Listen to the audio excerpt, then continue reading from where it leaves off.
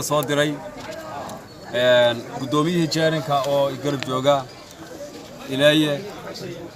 sida ay u xageen hawsha uga mahadnaqaynaa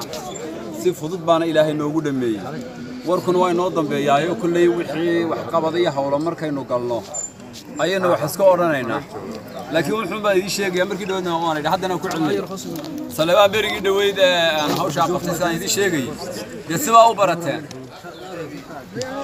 maanta isagoo weyn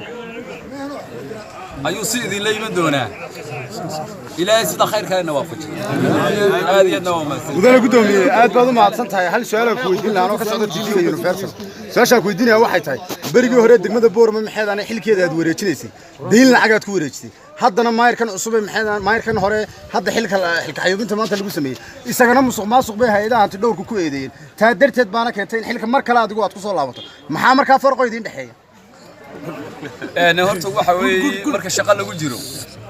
in moral lacageed uu iman ama qofka musuq lagu eedeeyo ama deyn ha lagu eedeeyo waa in ay timaado ama run ha noqoto ama been ha noqoto taasay ku kala duwan mudana gudoomiye si kal fadhiga imika soo fadhiyeen xildhibaanada qaarkood sheegeen sagaal iyo waxad kala haysateen waxa gudoomiye ku garab taagan baa u codeeyay maayirkii kala kula tartamay 10 baad noqoteen wasiiradii iyo waftii ka socday xukuumadda yiri ma codeyn karo maayir ku-xigeenku sidaas ayaad ku soo baxday goluhuna kuma wada ansaxsana bay leeyihiin maxaa ka jira aad iyo aad baa maasan tahay su'aasha waa sida adigu u fahantay waxa weeye haddii tirada lagu murmo ayuu gudoomiyuhu codeynaya laakiin haddii aan lagu murmin isagu reseef waxa oo reeri maxamed cumar uga baxday reseef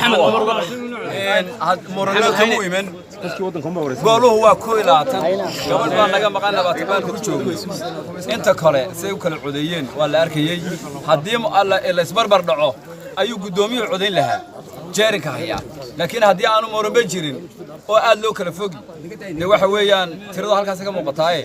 inay naga noqon intii baarlamaanka berigi dhaweed yar waxay sameeyeen major sana janasi su'aal baa ku weydiin ayna isku dhacday xilka ka maqlay waxa weeye argimo badan baa ku koronay waxa weeyaan kala gashay inaad sidii hore inaad ku